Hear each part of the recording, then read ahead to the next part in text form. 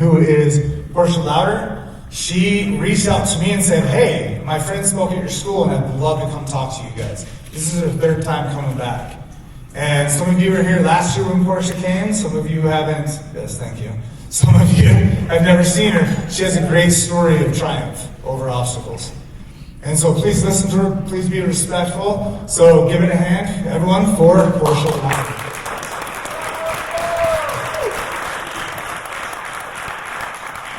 Wow, thank you. I am so excited to be with you guys today. As I was listening to Steve, I was thinking, not only is there a path out, but there is an incredible future for every one of you. In fact, the things that you're going through right now can change the world because you can help people see that path out. Each one of you has a story that is so important. So important. And what makes an amazing story is an amazing ending. And that's what Manny's going to talk about, and that's what Michael's going to talk about, and that's what I'm going to share too. And there were times in my life when I was in a really hard place that I couldn't see that. We were talking about that on our way down here. The beauty in my life today I wasn't able to see.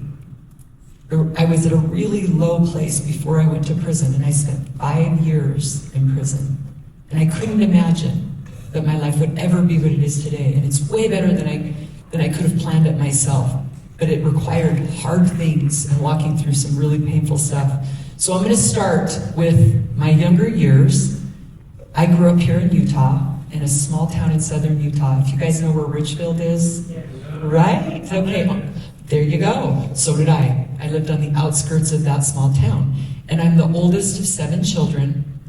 And my dad was like a Vietnam vet that had PTSD, so he got really frustrated a lot, and he had some anger issues.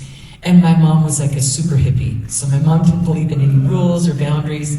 And so we lived kind of out off the grid, and 7 children, there was a lot of chaos going on in the house. No rules, didn't have to go to school if I didn't want, didn't have to brush my teeth or get up in the morning if I didn't want. And by the time I was 12 years old, I really started to struggle. And my first struggle was relationships. I thought what boys thought of me was the most important thing. My parents were kind of LDS, I'll explain that more later, but we went to church, but I told them I'm done with that, I don't fit in there. And school was really difficult for me. Sitting in a school class and being rules and all that just wasn't for me, right? And so 13 is when it really started to get hard, and my teenage years were tough. I ended up pregnant by the time I was 17 years old, dropped out of school, and moved into a low-income apartment in Richfield. And I was taking care of other children also that were in single-parent homes. And I remember thinking, I just need to get married, just need to find somebody to marry me, everything will work out if I do that. And I met someone. He was a lot older than me. He was 28 and I was 18. So he made me this grand offer. He's like, you should marry me because I can take care of you. And I was looking for someone to take care of me, so we got married about a month later. And as you can imagine, things weren't going great. And I guess I've learned that until you know who you are, it's really hard to be in a relationship, right? And I was super young, and I just had a kid, and so we got married and things weren't going well. About that time, my dad got a job in Salt Lake. So I had never been to Salt Lake. I had never been on an airplane. And I drove up to see my parents and my brothers and sisters, and I brought my son with me. He's about 2 years old, and we're in the car driving up over the point of the mountain, and I remember thinking, wow, maybe my life could be different. Maybe I could get a job. I don't want to live in that town anymore. This is something new. Because I felt kind of like I was marked in the town. Everyone knew me and what my life was like, and I just wanted a new chance, right? But I took all my problems with me when I went. So I go back to the town and I tell my husband, we should move to Salt Lake. And he's like, I'm never leaving this town.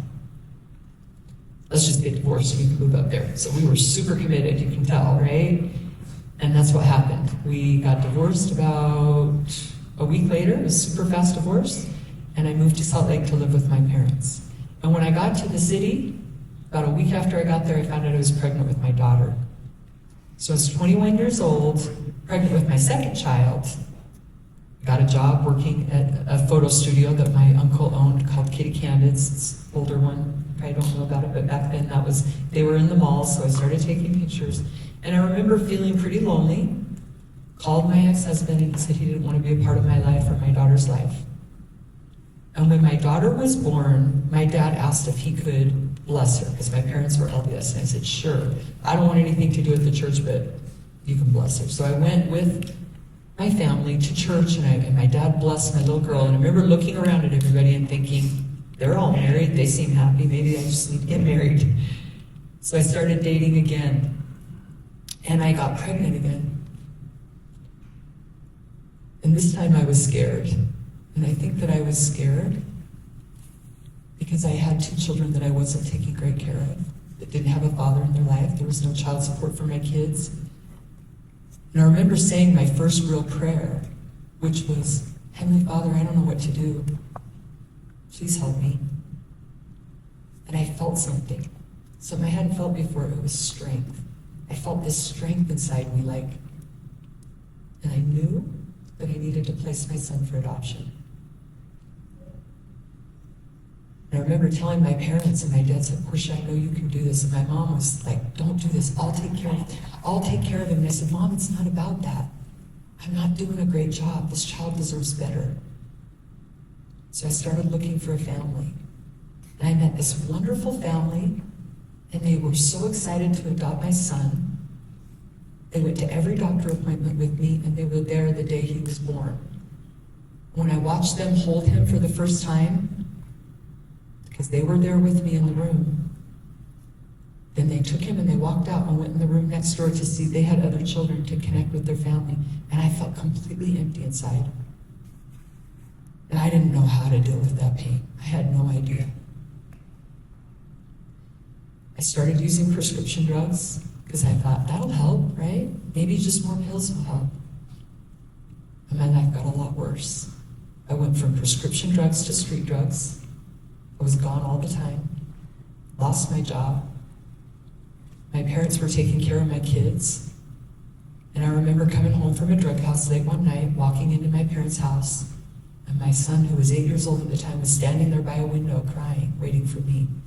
My mom was standing there with him, and when I walked in the room, she said, Portia, I can't imagine what it would take for you to change your life. But if this little boy and the way he loves you isn't enough for you, nothing ever would be. And that night I walked downstairs with my son, and I laid on the floor and I sobbed and I begged God, please take it from me. I can't live like this anymore. I'm so tired of hurting my children. And my sweet little boy walked over and he goes, Mom, what's wrong? It's okay. Why are you so sad? And I said, no, Jace, it's not okay. I'm such an ugly person. He goes, no, Mom, you're beautiful. And he pulled me over to look in the mirror and he goes, see, Mom, you're beautiful. And I knew that night I would do anything to change my life. And the next day I walked upstairs and I said, Dad, where does your LDS bishop live? I had to be really desperate to say that because I had nothing to do with the church up to that point. I didn't know where to go, what to do. And I went across the street and I knocked on the bishop's door and I said, hey, I'm a drug addict. I'm Cliff and Chris's daughter. Can you guys help me? He's like, come on in. He was so great. You know what my bishop did? And this is something that I highly recommend you guys all be grateful for. My bishop told me the truth. When people care enough about you to be honest, my bishop told me, Portia, you might be the most selfish person I've ever met. I was very selfish. He also told me, he said, I will make you a promise. Your whole life will work out if you'll do these 3 things. And he said, pray, read scriptures, go to church. Well, those things seemed really hard for someone like me. I didn't feel comfortable in that LDS church. I didn't fit in there, right? And when I read scriptures, that was confusing to me. I hadn't done that. But I was really desperate. Now, when you know you're in a good place to change your life, you know you don't trust your own thinking anymore. That's where I was. I was about 27 years old, and I did what he told me to do. And I went to 12-step meetings because I'm an addict. And there's healing in those meetings, and so I just kept doing that. 6 months later, my whole life had changed. Now, I knew, don't be looking for a relationship because that had not worked for me up to that point. So you know what I did? I didn't look for a relationship, but one found me. I met my husband, who's a great guy. First time I met Chad, I asked him, what scares you the most about me, Chad? And Chad said, everything about you scares me, Portia. Because Chad, he's not an addict. He didn't have the same background I did. But we fell in love, and he married me and adopted my children. And I actually went to the LDS temple, which I thought would never be possible for me, but I did. And my life got really good. I remember we bought our first house. It was a little old house, and I thought, every day I woke up grateful because I had been on the other side. I was grateful every day for what I had. And my life got better and better. I started my own photography company, and it grew so much that I got busy. And I forgot where I had come from and all the things that had been, that God, my faith is in God, that God had blessed me with. And so and the other thing that I did, because I always do this, is I had 2 more kids. I just keep having kids. So I had 2 more kids, 18 months apart. I started my own company, and my life got really busy. And then my back went out. Now this is what I know about myself. I can't take any pills. I'm an addict. If I take one more tab, my brain gets confused, and all the beautiful things in my life disappear. But at that point, I didn't know that yet. And when the doctor prescribed me the opiates, I took them, and I got addicted again. And I remember thinking, it's okay, I'm not on the streets. I'm in a house, and I was working and taking care of the kids, and things just got busier and busier. And the real estate market was going up, up, up. And the thing about me is, and I know this about myself, and I tell you, self-awareness is such a powerful thing. I don't just like to use drugs, I like to hustle. I know this about me. I like to flip things and make money and do things right. I found something different that I'm much more passionate about now, but back then, that's the truth. When I look at myself, I wasn't just addicted to drugs, it was also hustling. And I heard that I was under investigation because I started getting into these real estate deals that weren't good. They weren't good. My integrity. You know what I've learned about that? You can feel it. You can feel it inside yourself when it starts going off. When you're going to make that decision that you shouldn't, right? Whether it's cheating or lying to your friend, or you're going along, you're doing good, right? And then all of a sudden you're like, somebody asks you a question and you lie. And you think it's not that big of a deal. But what you did is you just let yourself down. And that's what I did. I just ruined my own integrity. I'm starting to feel crappy about myself. But I'm scared because I already built all this stuff. I don't want to lose everything I built. Then I hear I'm under investigation. It's the FBI. Nobody wants the FBI to come around. I'm terrified. And I'm thinking, you guys, I can't go to prison. If I go to prison, I'll lose everything. It's too scary. My husband will leave, my kids, financially, everything. And I was so scared. Now, what do you think would have happened when the FBI came around if I would have said, yes, I made some mistakes, how can I make it right? I know it's super scary, right? But the truth is that's where all your power lies. When you make a mistake, you just say, okay, I made some mistakes, how do I make it right? Immediately you stand on solid ground when you own your mistakes. That's not what I did. I made excuses. You know what I did? I told them to take a lie detector test. I'm like so arrogant. I drove down to the FBI building and I said, I think you guys should take a lie detector test. That went over really well. And when they showed up and they tried to talk to my husband, I said, don't talk to him, don't say a thing. That went over really well. I was terrible. I made things so much worse for myself, right? And by the time, and I drug it out for a long time, made it way worse, and then I had to walk into a federal courthouse one day. How do you think they felt about me at that point? Because I've been making excuses. It's the banks. Everybody else screwed up. It wasn't me. I'm not that bad. How do you think they felt? They were mad at me.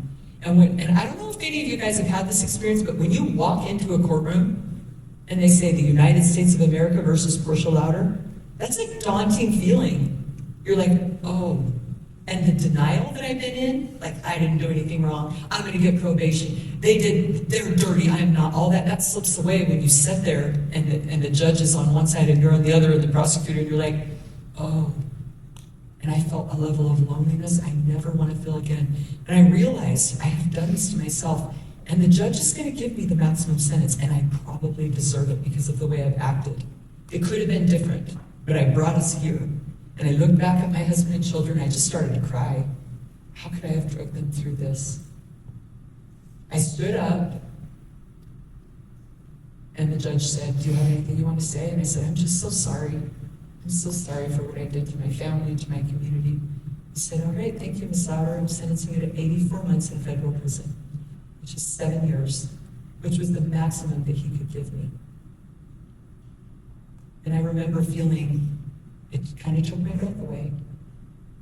And then I turned around and I watched my husband hand my youngest child, who was 7 years old, to our older daughter and stand there in tears and plead with the judge. He said, please give her time to say goodbye to our family. She's going to need that. Because he was planning on locking me up right then. And the judge said, I'll give you 8 weeks. So I walked out of that prison knowing 8 weeks later I would leave my family and go to a federal prison in California for 7 years.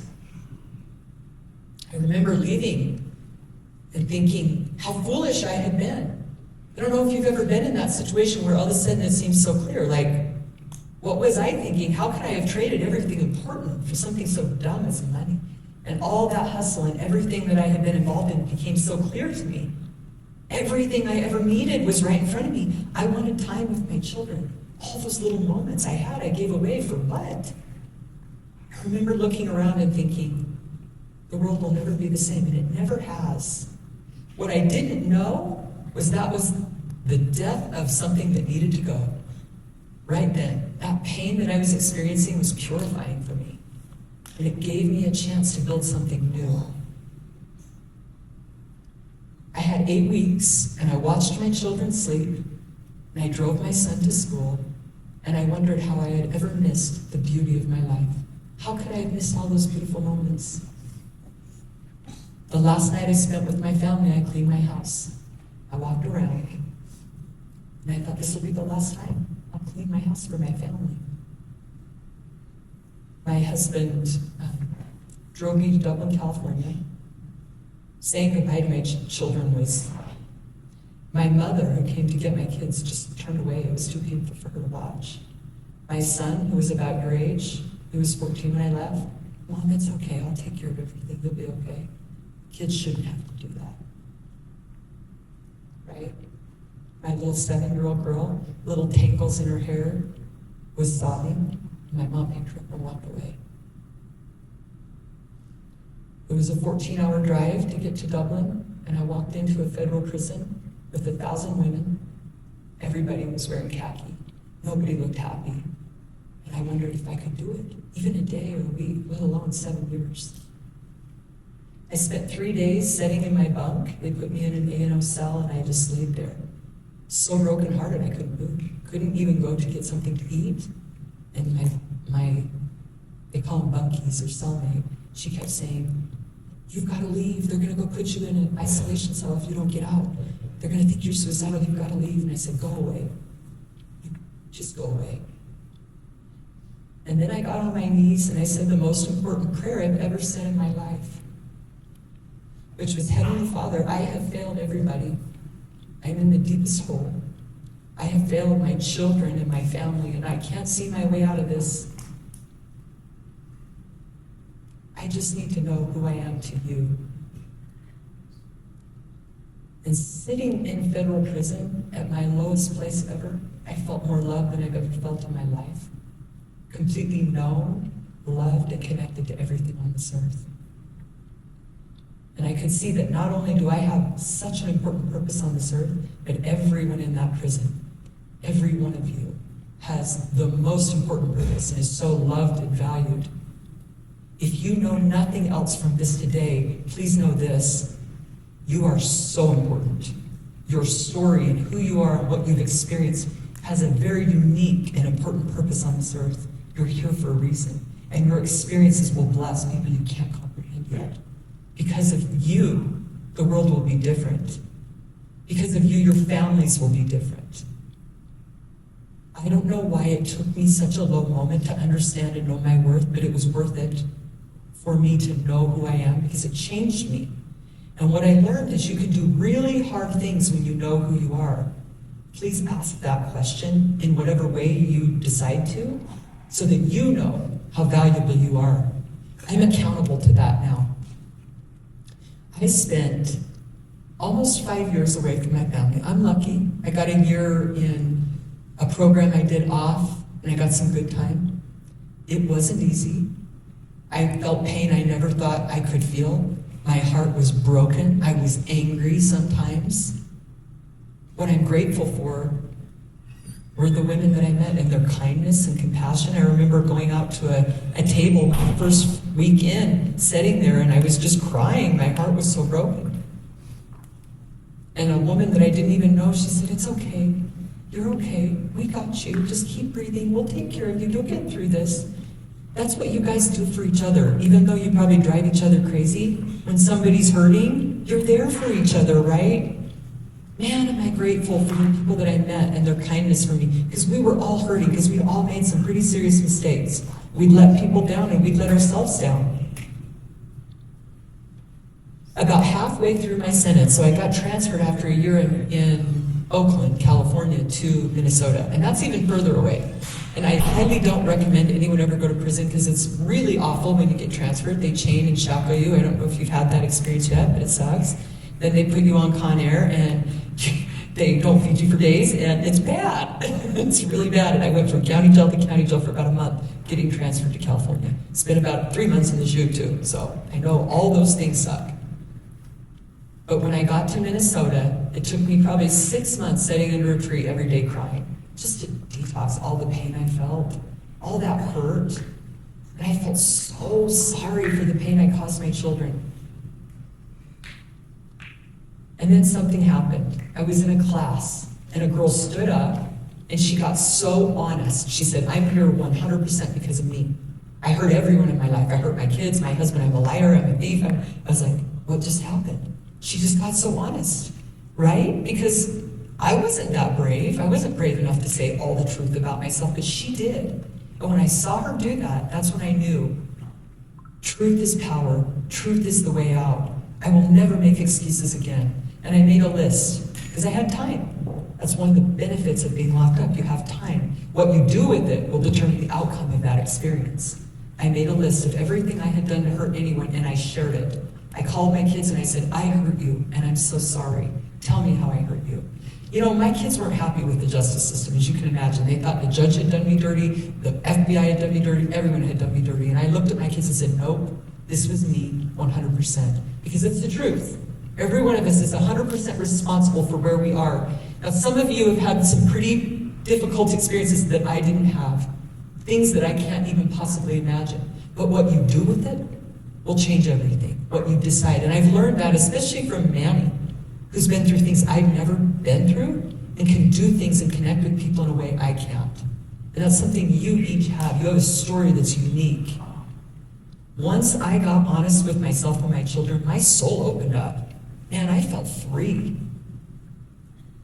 Because that's freedom. All those things you guys carry around, we carry around, all those lies we carry around, that stuff holds us back. Nope, not anymore. The last part of my sentence was beautiful. Because you connect in a genuine way. I had a chance to read and connect. I didn't have a cell phone, all that technology. I had that space in my soul. And at the end of my sentence, they sent me back to a camp in California. So the last 7 months I did at a camp. They called me in. As soon as I got to the camp, they called me in and said, "Hey, Louder, you've done everything we've asked you to do. You're going home May 7th. That gives you 2 months in a halfway house. You'll get to connect with your family in Utah." And I was excited. Just imagine, I've been gone for close to 5 years. I haven't seen my son at all through high school. He's graduating high school. I'm going to be home in time for the graduation. My husband's excited. We're ready to go. So it's on May 9th, I'm leaving. We're writing letters. They're planning. May 7th, the prison called me in and said, we're going to keep you 3 more months. Right? You get that, right? I remember a volunteer said, "It's only 3 more months," and I almost punched her, and I'm not even violent. I was so mad. I was like, how can you even say that? She didn't understand how brokenhearted I was. I remember looking at the case manager and going, "Please don't do this," because I already know it's not going to change it. I just said, "Please don't do this." She goes, "There's nothing we can do." I called my husband, and he's like, "Are you kidding me?" He's just like, "I'm so sick and tired of this crap, you know?" And then I went to the chapel every day and cried because my heart was so broken. I was just like, "Why did you do this to me, Heavenly Father? I did everything you asked me to do." And a volunteer comes in and he says this amazing prayer with me. He's like, you know what he said? This is pretty cool. He said, "Oh, Portia, your Heavenly Father knows you. You are so known and loved, and He's given you strength to go through everything you've gone through." And he said, "And you will speak to the youth. That's your purpose on this earth." I didn't know what that meant, and here I am speaking to you guys. Nobody could have told me when I got that setback that it would that Heavenly Father was preparing me for exactly what I'm doing today. So I went and I called my husband and I said, listen, I am not leaving a victim if they keep me 10 more years. I'm leaving happy, joyous, and free. This is my chance to decide how I'll respond to this. And I chose to respond with love. I connected with those women, and 3 months later, my husband was standing outside with flowers when I walked out of that prison. And I was so excited. I was so nervous and excited. It was like way better than getting married. Just holding, it really was. It was just the feeling of, like, when you go through hard things, it purifies you, it really does. And when I walked out and I sat there and I held my husband's hand, I felt like electricity. I still do. Do you know how much I love him that we did that together? How grateful I am? And little did I know that the most beautiful parts of my life would still come. One of those things is that son that I placed for adoption reached out to me. And that's him right here. He's filming me today. That's my son, David. Yeah. How beautiful is that I've been able to build that relationship and get to know him? I didn't know that I've written 2 books. Who knew I could be a writer? I didn't even graduate high school. I mean, seriously, the things that you can do when you turn your life around and you get sober. My books are available in prisons across the country now. I get to speak and connect with people like you, and it is such my privilege. I truly feel honored to connect with you and know you. I want to thank you guys, because I know it's not easy to sit and listen. It's such a beautiful thing to spend time with you. You're my people. I appreciate your focus and willingness to listen. I want you to know that the best is yet to come. Through whatever you're going through, the best is yet to come. You can't see it yet, but there is something so beautiful on the other side of what you're experiencing now, and what you do today matters big time.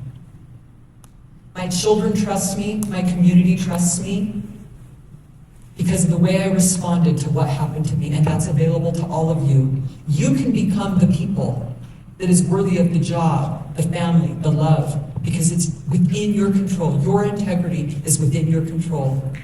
Know that what you do matters. Every single day your choices matter.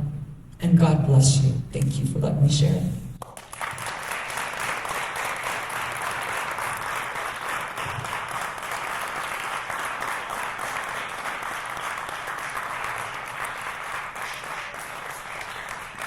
Thank you, Portia.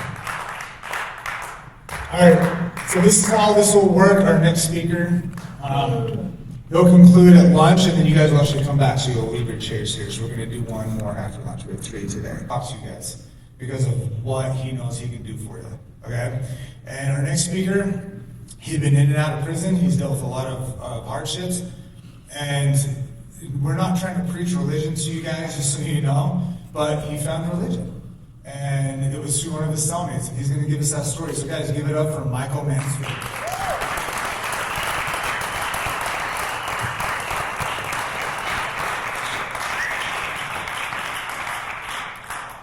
I just want to first off say it's an honor to be here. And I know that life can be hard sometimes, but there's a reason and purpose for all the trials and tribulations that we go through. My name is Michael Jermaine Mansfield. I'm 40 years old. I was raised in Washington State. Started smoking cigarettes at 13, drinking, smoking marijuana 14, 15, using cocaine at 16, and was addicted to methamphetamine from the ages of 17 to 33 years old. In my addictions, I used to steal from my mom, my friends, family. There was times in my addictions, I started selling drugs, started selling meth to feed my addictions. Been shot at, been robbed.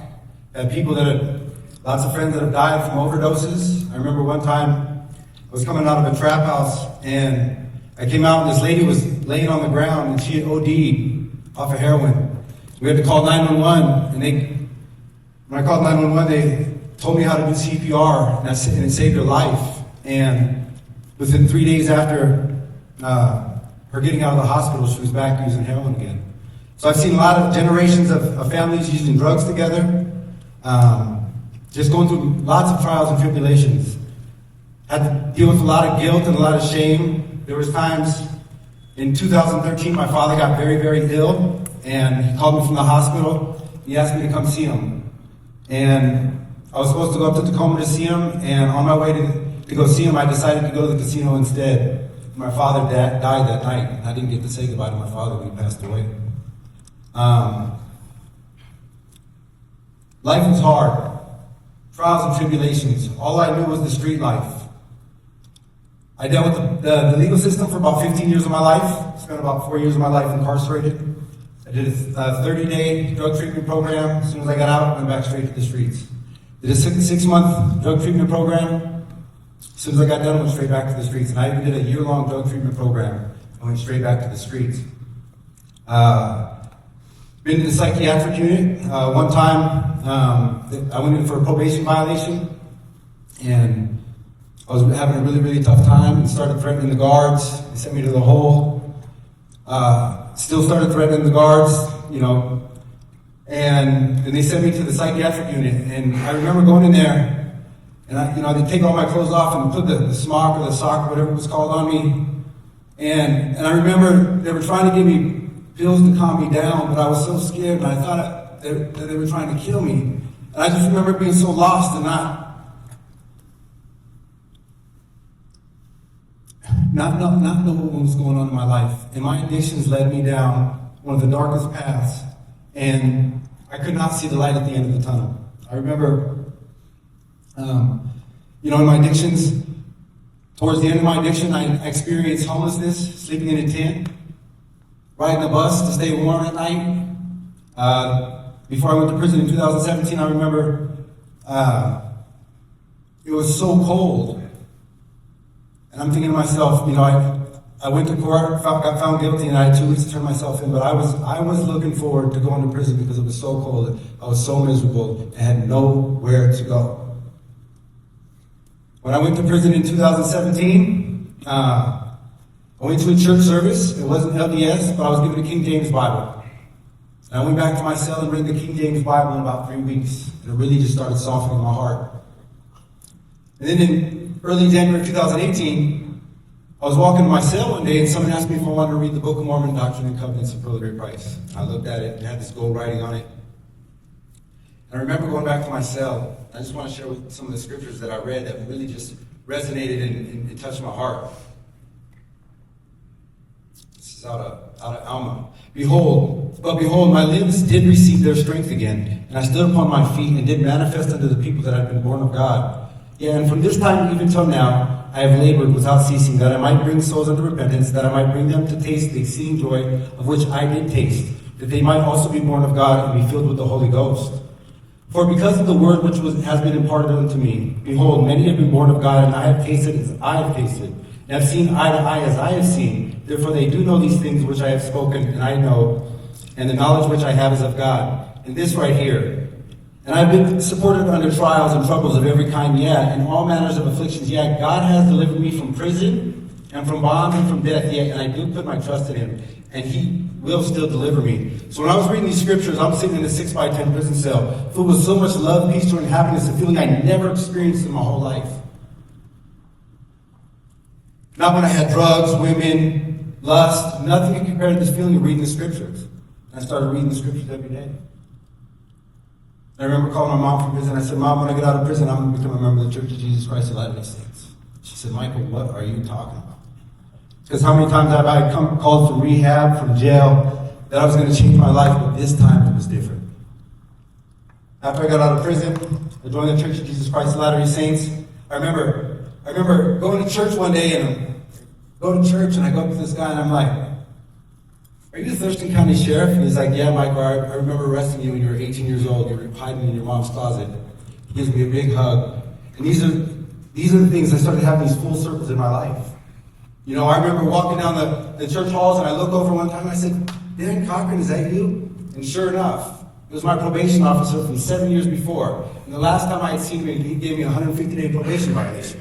And what did he do? He embraced me and gave me a hug. And so I started having these full circles in my life. Joined the church. My mom started taking lessons, and then I got the baptizing for my mom into the church. And during that time in 2020 is when I had the revelation that, I'm going to get my education. And I made the decision to go to BYU, Idaho, and get a degree in construction management.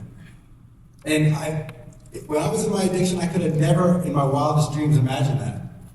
Here I'm at BYU, Idaho, 37 years old, 36, 37 years old, in student housing, living with 18-year-olds and 19-year-olds and 20-year-olds, and being able to be the big brother that I've always couldn't even imagine of being, and being able to be a positive influence and share my story.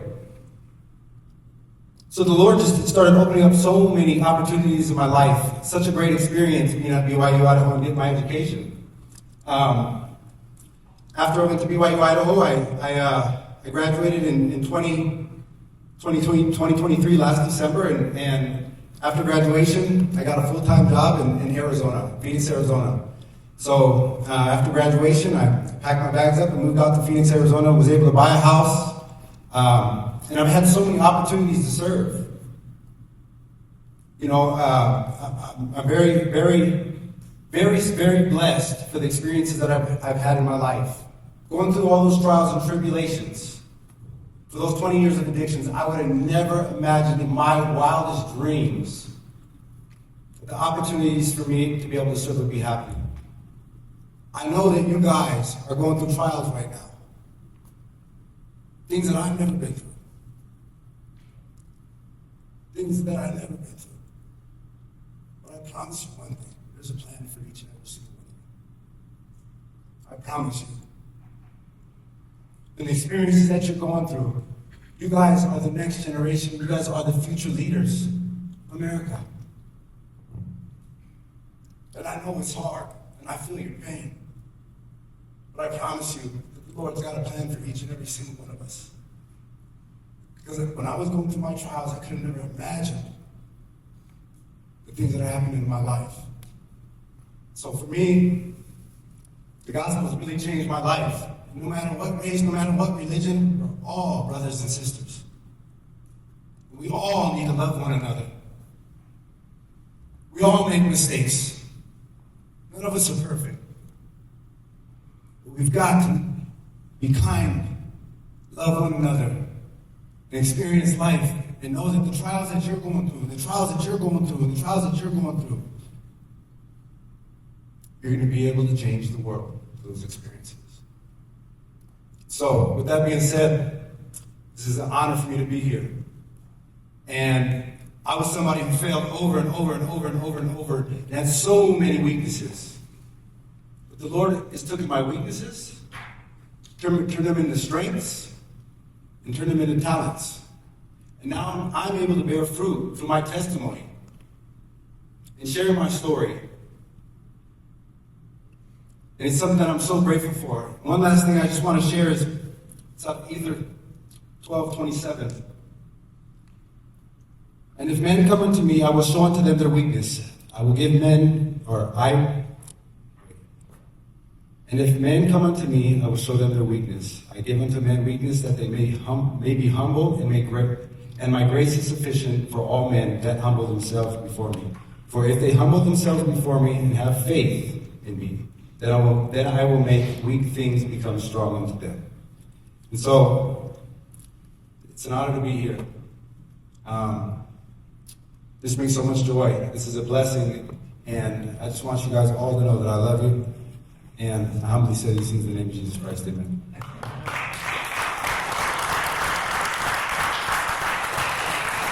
Speaker. He has an introduction video we're going to show you guys. Before I go into that, Manny and I have been talking a little bit here and there. He came here before. He's got an incredible story. You guys are going to like this story.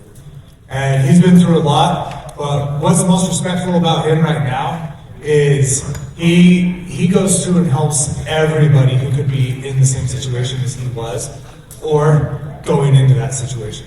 So he helps adults, he helps teens, he does recovery help, he does all those things. So he really knows what you guys have gone through, some of you, and he can really help you out with that.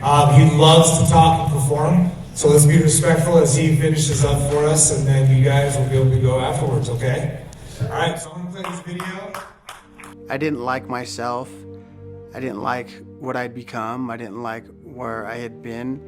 And I came to the realization that if something was going to change, it had to begin with me. 17 years old, I was sent to prison, and I got out when I was 23. I didn't have a lot of options or opportunities, so I ended up going back to prison 11 times. Employment was very limited for me. A lot of these jobs that I was applying for, I was definitely qualified, but because of my criminal history and my background, I was getting denied, and that became very discouraging. And for somebody that struggled with discouragement their whole life, that's dangerous.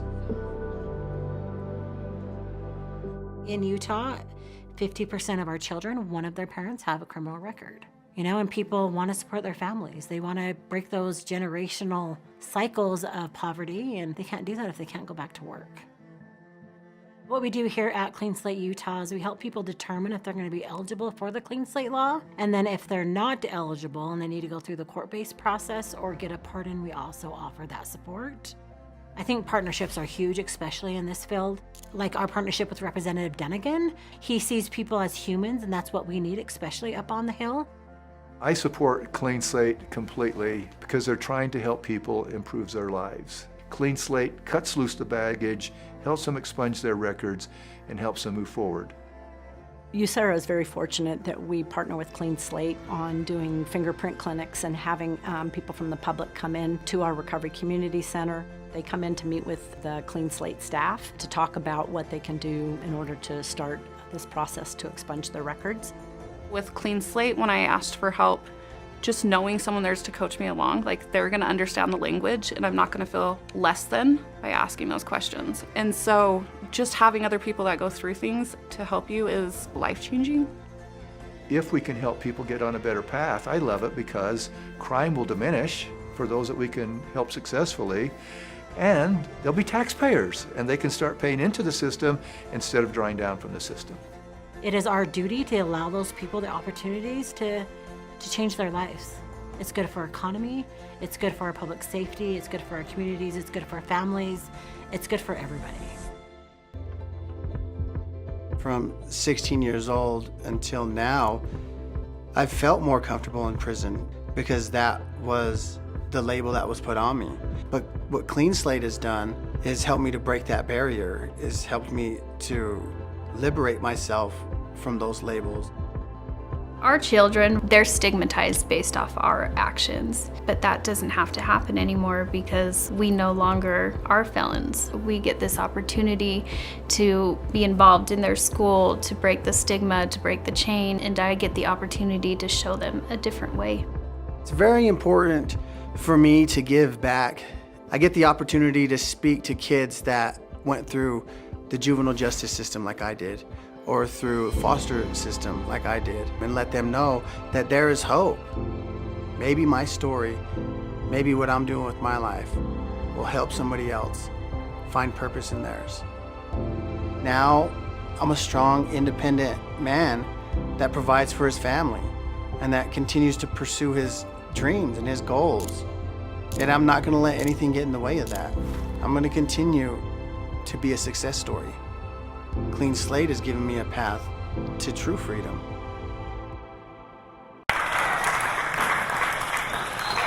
All right, guys, give it up for Manny Lopez.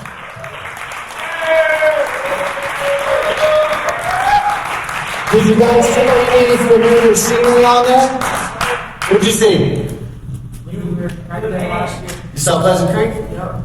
The gym. Yeah. How's that feel? Pretty good. Cool. So my name is Manny Lopez, and I'm a person in long-term recovery. What that means to me is that I show up when I say I'm going to show up, my word has value. You see, for the longest time in my life, I couldn't say either one of those things. But today I can. Today I show up, and today I show out. And that's what I'm bringing, that is the message that I'm bringing to you. That is what you have the ability to do. You have the ability to take whatever it is that you're going through right now in life and capitalize off of that, and to build off of that, and to become whatever it is that you have ever dreamed of being in your life. You can be that. You guys want to have some fun? Yeah! All right. So, I'm about to do a song, but I'm going to need your help. This song is called IBIM. What that stands for is I believe in myself. Myself. Let's try it one more time, because I need you to say it with your chest. I need you to say it like you mean it. Let me tell you why this works so well, because I get up in the morning and believe in myself. I believe in myself. I believe in myself. Just in case nobody else, I believe in myself. I believe in myself. I believe in myself. Yes. Probably not. I believe in myself. Let me tell you why this works so well, because I get up in the morning and believe in myself. I believe in myself. I believe in myself. Just in case nobody else, I believe in myself. I believe that I'm capable of making this legal dough. When I say it's legal, bro, I mean it's really legal, bro. No more ducking one time, out here in the sunshine. No more chain gang and temptation by the gunman. More like a drum line. Get up in the morning and believe. Come on, y'all. I believe in myself. I believe in myself. Just in case nobody else, I believe in myself. Let me tell you why this works so well, because I get up in the morning and believe. Come on. I believe in myself. I believe in myself. Just in case nobody else, I believe in myself. Yeah, I came back like after.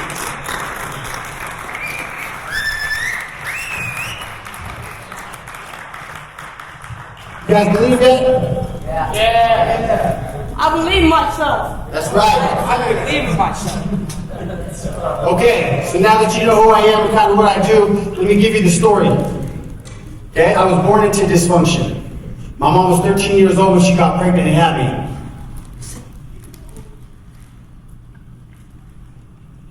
My mom was in a lot of super toxic relationships. There was a lot of abuse, and I can tell you, like, my first earliest memory that I can remember was my stepdad physically abusing my mother, and I tried to run up and help, and there was nothing I could do. He just pushed me to the side.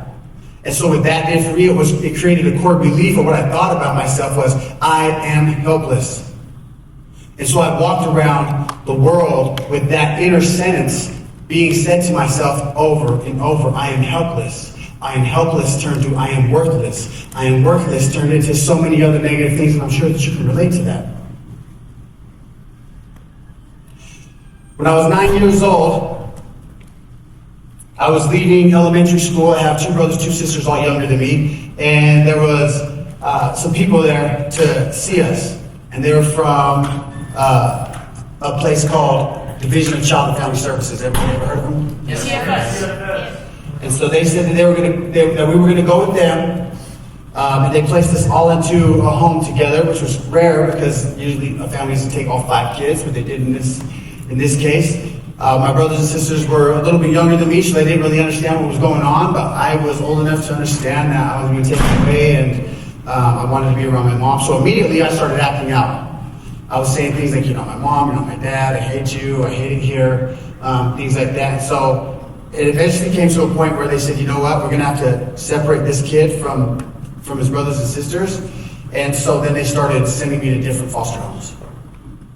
So I am originally from Salt Lake, and they started sending me to foster homes in Utah County. I started in Provo, and that was a super abusive home that I was in, physically and emotionally and mentally. And from there I would go to another foster home in Orem, and that one was a lot nicer. They had a way of making me feel like I was their child. I went to school in that area, and the kids welcomed me. It was really good. And then a situation happened, and they were moving me from the family. At this time, I was also up for adoption, and they blasted my face all over the news, asking people to adopt me, and it didn't work out for me. And it hyped me up like I'm finally going to be a part of a family, somebody's going to want me, and then it didn't happen. And then I got moved from the foster home that I felt the most connection with, the school I felt the most connection with, to a foster home in Lehigh. When I got to Lehigh, everything was different. The foster parents absolutely made me understand that I was not their child, and that I was a foster child. And when I would go to school, I remember I connected with kids right away until I told them that I was in foster care. And automatically, they separated for themselves from me. And so a lot of these inner sentences continued to get created from these situations. I finally said I had had enough when I was 12 years old. I stole a bike from the bike rack at my elementary school, and I rode that bike all the way from Lehigh to Salt Lake. It took me all day And I've always been pretty good with directions, and I've always been pretty good with numbers. And so one thing that I remember was my grandmother's number, and I remember the area that she lived in. So when I got by that area, I called my grandmother's number, and it was still working. And my uncle answered the phone, and you know, I asked if my mom was there, and she was there. They came and picked me up. Now, my mom had continued to be using drugs the whole time that I was in foster home, and she was in and out of toxic relationships. So naturally, that's what she took me around. My family I would get locked up, go to DT, juvenile detention center, and then I would get out to a placement, and I would run again. I'd run back to my mom. And so it wasn't long before I would start using drugs as well. I think when I was 12 years old, I started smoking pot. I tried meth when I was 13, and then I started consistently doing meth when I was 14. And always on the run. See, I would bounce family member to family member unless they didn't want me there, and then I'd have to figure out where I was going to stay. Sometimes I was homeless on the streets, but then I figured out, like, if I could get my hands on something that people wanted, which were the drugs, then somebody would answer the door for me, somebody would let me in. And you know, I just got caught up in that whole toxic environment. When I was 16 years old, I was involved in a drug deal that didn't go the way that it was planned, and I would end up shooting somebody twice to get out of the house because the situation had turned into a robbery. That same year, I would be arrested, I would be certified as an adult, and I would be sent to prison. I went to jail when I was 16 years old, sat in jail until I was 17 years old, and when I was 17, they sent me out to the prison. I would stay in prison. I would turn 18, 19, 20, 21, 22, and 23 in prison. I'd get out. My first parole would happen when I was 23 years old, and I stayed out for about a month. I went back to the same environment, the same toxicity. My mother, her boyfriends, my cousins, my uncles, they were all doing the same thing. So I did the same thing as well. See, I didn't think that I had any options. I'm so far different today than the person I was then, because now I see opportunity in every situation, especially the struggles that we go through, especially the hard times that some of you may be sitting through right now. And so my pattern would continue like this for the next 20 years. I get out of prison, I go back to prison. I get out of prison, I get in a toxic relationship with somebody. You see, this word love that we throw around, I would start to associate love with abuse. I saw all the relationships that my mother was in and the people that I was around, the dysfunction and all that, and so I thought that that's what love was. And so when I was in my relationships, it became a pattern of, you know, if you don't abuse me, then you don't love me. If you don't allow me to abuse you, then that means I'm not expressing love to you. And so it was super toxic.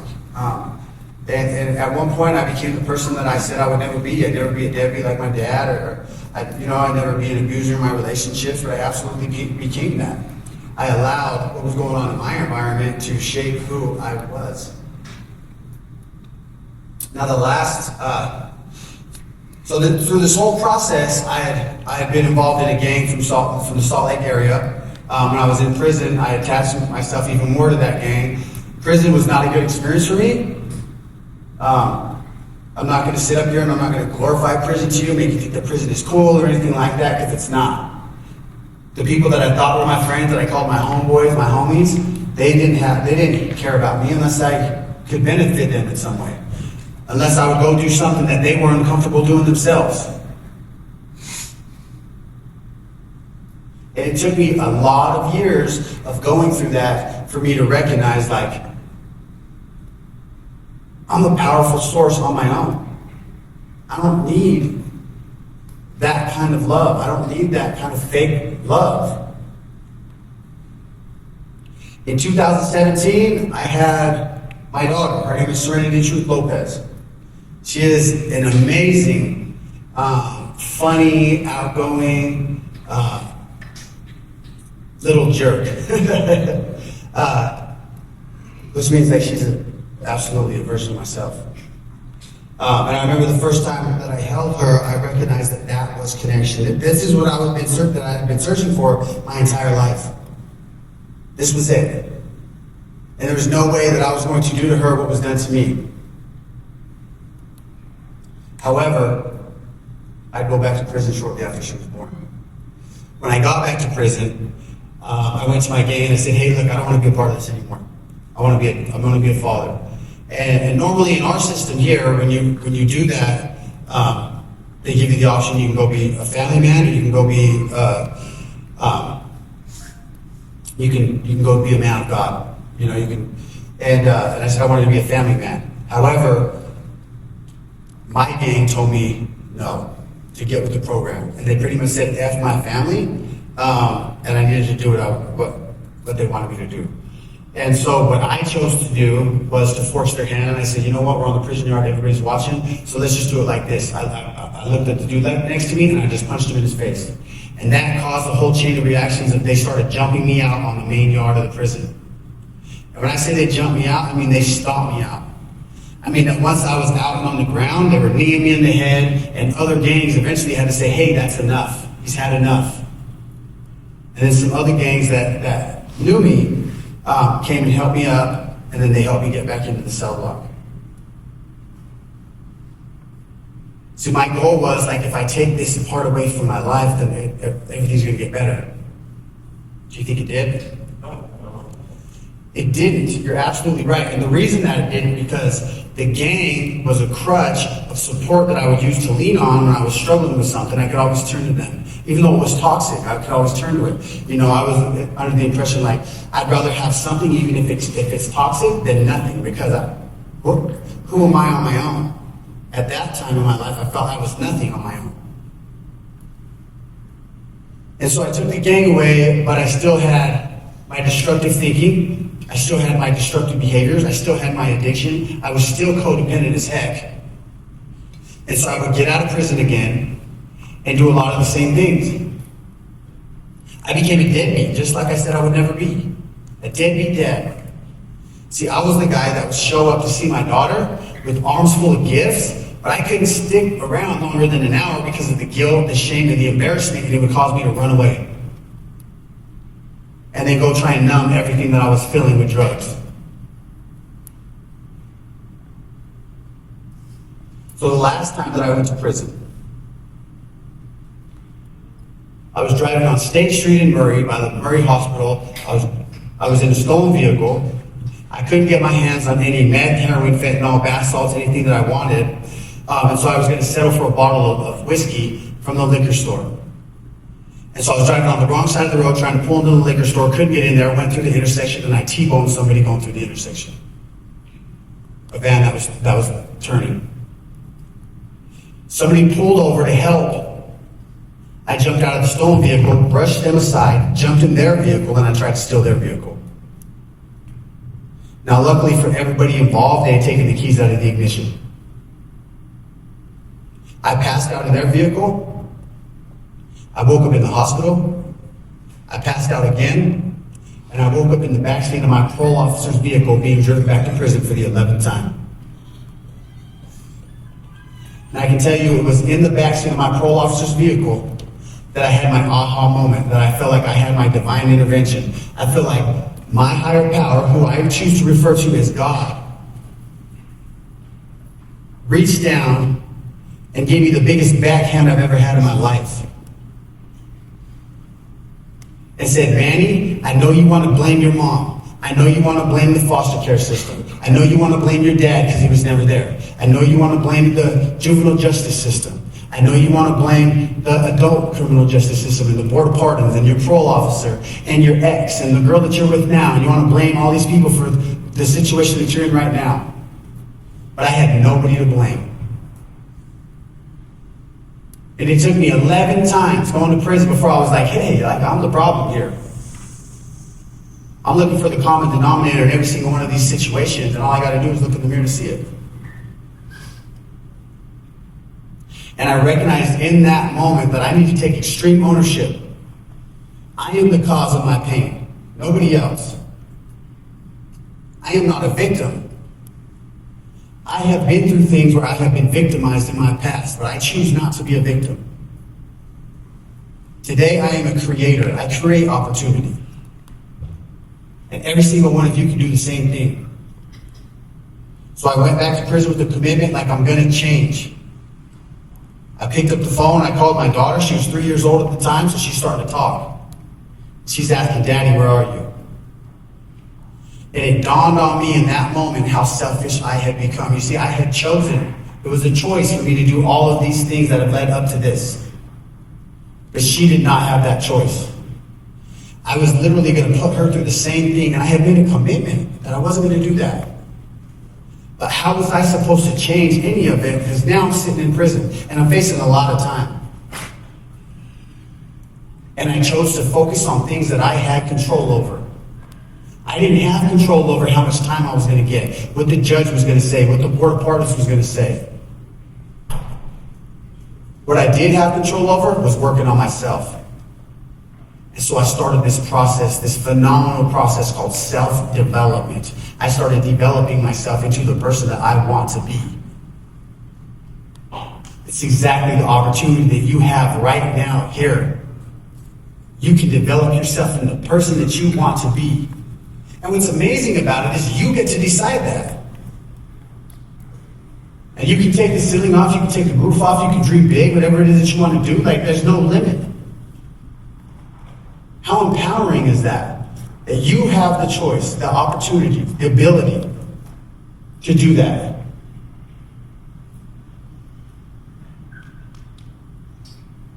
And so I got myself into a treatment program while I was in prison. And I started working a pretty honest program, not as honest as I wish I had. But you know, there were still some behaviors there and some criminal thinking that needed to be ironed out still. I got into a leadership position in the program. I started holding myself accountable for things. I started holding other people accountable for things. And remember, I'm still in prison, so doing that, like, people start looking at you a little bit different, right? But I'm like, I'm working on myself. I want to be somebody. I'm tired of being nothing. I'm tired of being a loser. I'm tired of being a problem. I'm tired of being a failure. And what I discovered through that process was I am a good leader. See, I had chosen all these leaders before in the gangs and the different places, and they were terrible leaders for me. They were terrible people for me to be paying attention to and to be listening to and looking up to. And as I look back now, like, a lot of them are not even here anymore. What are the people that I looked up to the most? Murdered in my own city. Other ones overdosed from fentanyl and other drugs. The rest of them, back in prison. I don't have to be that today. And neither do you. So 17 months would go by, and I stuck to this formula. I'm working on myself, I'm working on myself, I'm working on myself. I'm not paying attention to things I can't control. I can't control what's going on the outside. I can't control how much time I'm going to get. All I can do is work on myself here. And then when it came time to present myself to the judge, I presented myself as a changed man. I had all kinds of certificates, things that I'd completed. And I looked at the judge and I said, Judge, if all you want to give me is time, that's all you can give me, because I have programmed and programmed and programmed. I've done everything that they allow here. And he looked at me, dead serious in my eyes, for probably 10 to 15 seconds, but it felt like 20 minutes. And he said, Mr. Lopez, you're right. All you've done your whole life is time. And time has not served you well. So what I'm going to do is everything that is contrary to what the law says that I should do with somebody like you, what the prosecutor is saying that I should do with somebody like you. I'm going to sentence you to prison. My heart dropped. He said, but I'm going to suspend the sentence. My eyes looked up. I'm going to give you 36 months probation. I'm going to send you to a drug program, a substance use disorder program called Odyssey House of Utah. And you are going to do as good there as you did here, because if you come before me for anything, and I mean anything, I will give you every day of your sentence. And like that, my life changed. Somebody that I least expected to see anything in me believed in me. This man believed in me when I didn't believe in myself. My life moved really fast after that. I went to the Board of Pardons 2 weeks later. I got out of prison 2 weeks after that. Now, this other amazing part of my journey is why I was in prison. The woman that is now my wife, who I've been in a super toxic relationship with, who while I was in prison was still in the streets running around doing her thing, getting high, decided she was going to get clean too.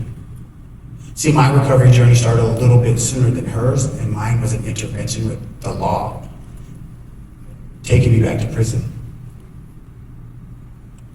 She would go to Odyssey House originally, just like I would end up doing. However, she had a lot of trauma, and her being in a co-ed program wasn't good for her, so she asked for an all-women's program, and she went to a program called House of Hope. She completed residential at House of Hope when I was getting out of prison and going to Odyssey House. And she was a different person. See, we ran the streets together. We hurt each other. We abused each other. Things that people usually don't come back from.